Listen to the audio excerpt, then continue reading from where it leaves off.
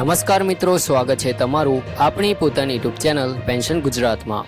તો ગુજરાત રાજ્યની સેવામાંથી નિવૃત્તિ પામેલા તમામ પેન્શન ધારક મિત્રો, નિવૃત્ત કર્મચારી ભાઈઓ અને બહેનોને અમારા તરફથી હાર્દિક અભિવાદન। મિત્રો, આજનો વિડીયો દરેક ગુજરાત રાજ્યના પેન્શનર માટે ખૂબ જ ઉપયોગી અને મહત્વપૂર્ણ છે, કારણ કે આજે આપણે જાણીશું કે 1 જુલાઈ 2026ના રોજ જૂન 2026ના માસનું પેન્શન તમારા બેંક ખાતામાં કેટલું જમા થશે, તેની ગણતરી કેવી રીતે કરવામાં આવે છે અને કયા કયા ઘટકોનો તેમાં સમાવેશ થાય છે। મિત્રો, ઘણી વખત પેન્શનરોના મનમાં એવો પ્રશ્ન રહેતો હોય છે કે આ મહિને પેન્શનમાં કોઈ વધારો થયો છે કે નહીં, કોઈ નવી રકમ ઉમેરાઈ છે કે નહીં, અથવા કોઈ કપાત કરવામાં આવી છે કે નહીં। આજના આ વિડીયોમાં આપણે આ તમામ મુદ્દાઓને સરળ ભાષામાં સમજવાના છીએ, તેથી વિડીયોને અંત સુધી જરૂરથી જોતા રહેજો। જો હજી સુધી આપણી ચેનલ પેન્શન ગુજરાતને સબસ્ક્રાઇબ નથી કરી તો અત્યારે જ સબસ્ક્રાઇબ કરી લેજો, જેથી પેન્શન સંબંધિત દરેક મહત્વપૂર્ણ માહિતી તમને સમયસર મળતી રહે। તો મિત્રો, આજે 1 જુલાઈ 2026 અને બુધવાર છે, અને સામાન્ય નિયમ પ્રમાણે જો મહિનાની 1લી તારીખે સરકારી રજા અથવા બેંકની રજા ન હોય તો અગાઉના મહિનાનું પેન્શન આ જ દિવસે પેન્શનરોના ખાતામાં જમા કરવામાં આવે છે। એટલે આજે જૂન 2026ના માસનું પેન્શન જમા થવાનો દિવસ છે। હવે સૌથી મહત્વની વાત એ છે કે આ વખતે તમારા ખાતામાં કેટલી રકમ જમા થવાની છે। ઘણા મિત્રો સોશિયલ મીડિયા અથવા અલગ અલગ જગ્યાએ મળતી માહિતીને આધારે એવું માની લેતા હોય છે કે કદાચ આ વખતે પેન્શનમાં વધારો થયો છે અથવા કોઈ નવી જાહેરાતના આધારે વધુ રકમ મળશે, પરંતુ ઉપલબ્ધ માહિતી અનુસાર હાલમાં સરકાર તરફથી પેન્શનમાં કોઈ નવો સુધારો કે વધારો જાહેર કરવામાં આવ્યો નથી। તેથી સામાન્ય રીતે ગયા મહિને જેટલું પેન્શન મળ્યું હતું એટલું જ પેન્શન આ મહિને પણ જમા થવાની શક્યતા છે। હવે ચાલો સમજીએ કે પેન્શનની કુલ રકમની ગણતરી કેવી રીતે કરવામાં આવે છે। તો સૌથી પહેલાં તમારા મૂળ પેન્શન એટલે કે બેઝિક પેન્શન લેવામાં આવે છે। ત્યારબાદ હાલમાં જે 60% મોંઘવારી રાહત એટલે કે ડીએનએસ રિલીફ ડીઆર લાગુ છે તે તમારા મૂળ પેન્શન પર ઉમેરવામાં આવે છે। ત્યારબાદ જો તમે મેડિકલ એલાઉન્સ માટે પાત્ર હોય તો ₹1000નું મેડિકલ એલાઉન્સ પણ તેમાં ઉમેરવામાં આવે છે। એટલે સરળ ભાષામાં કહીએ તો મૂળ પેન્શન, 60% ડીઆર અને મેડિકલ એલાઉન્સ, આ ત્રણેય રકમનો સરવાળો તમારી કુલ પેન્શનની રકમ બને છે। ત્યારબાદ જો તમારા પેન્શન પર આવકવેરા લાગુ પડતા હોય તો આવકવેરાની કપાત કરવામાં આવે છે। તેમજ જો તમારા પેન્શન શરૂ થયાને 15 વર્ષ પૂર્ણ થયા ન હોય અને કમ્પ્યુટેશનની વસૂલાત ચાલુ હોય તો કમ્પ્યુટેશનની કપાત પણ કરવામાં આવે છે। આ તમામ કપાતો બાદ જે અંતિમ રકમ રહે છે તે તમારા બેંક ખાતામાં જમા કરવામાં આવે છે। મિત્રો, અહીં એક મહત્ત્વની વાત અહીં ખાસ સમજવી જરૂરી છે કે દરેક પેન્શનરને સમાન રકમ મળતી નથી, કારણ કે દરેક કર્મચારીનું મૂળ પેન્શન અલગ હોય છે। કોઈનું મૂળ પેન્શન 20,000 હોઈ શકે, કોઈનું 25,000 હોઈ શકે, તો કોઈનું 30,000 અથવા તેનાથી પણ વધારે હોઈ શકે છે।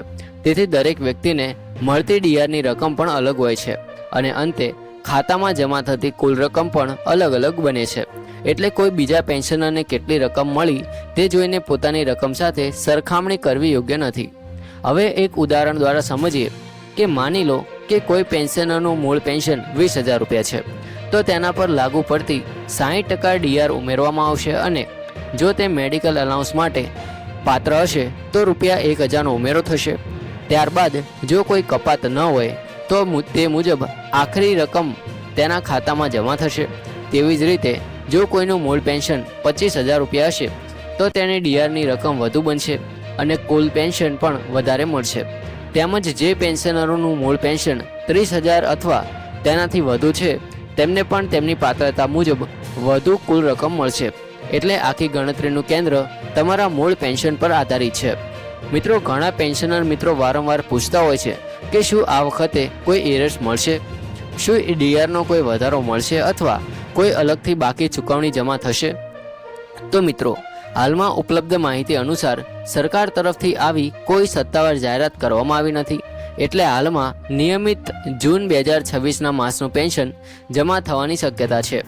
જો ભવિષ્યમાં સરકાર દ્વારા ડીઆરમાં વધારો, એરર્સની ચૂકવણી અથવા અન્ય કોઈ નવો લાભ જાહેર કરવામાં આવશે તો તેની અલગથી જાહેરાત કરવામાં આવશે અને તેની ચૂકવણી પણ અલગથી કરવામાં આવશે। તેથી અફવાઓ પર વિશ્વાસ કરવાને બદલે માત્ર સત્તાવાર માહિતી પર જ વિશ્વાસ રાખવો જોઈએ। હવે વાત કરીએ પેન્શન ક્યારે સુધી ખાતામાં જમા થઈ શકે તેના વિશે.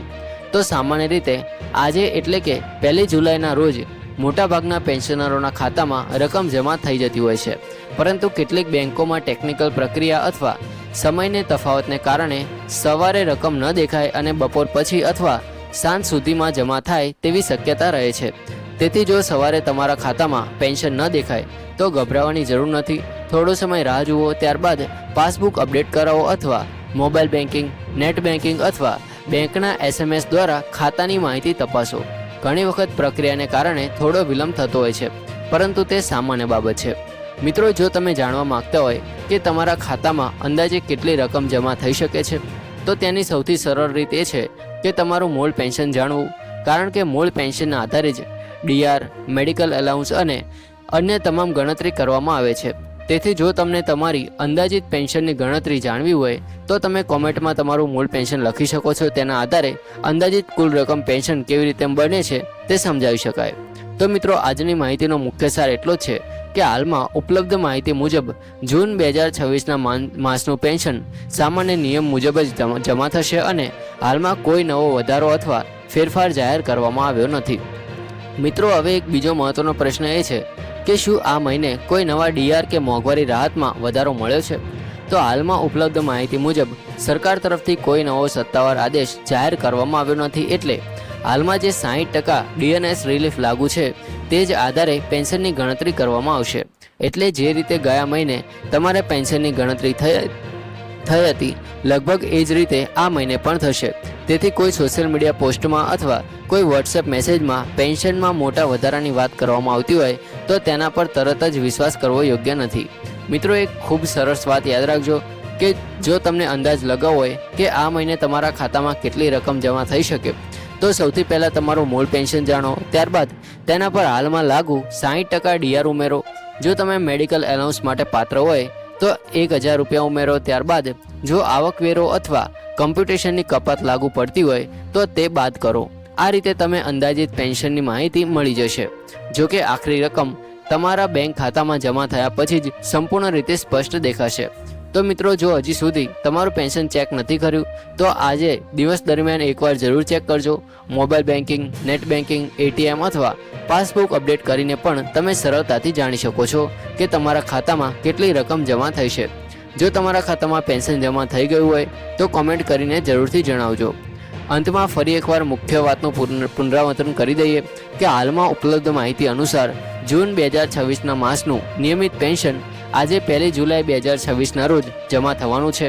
હાલમાં પેન્શનમાં કોઈ નવો વધારો કે નવું ભથ્થું જાહેર કરવામાં આવ્યું નથી. એટલે મોટાભાગના પેન્શનરોને ગયા મહિને જેટલું પેન્શન મળ્યું હતું લગભગ એટલું જ પેન્શન આ મહિને પણ જમા થવાની શક્યતા છે. જય હિન્દ, વંદે માતરમ.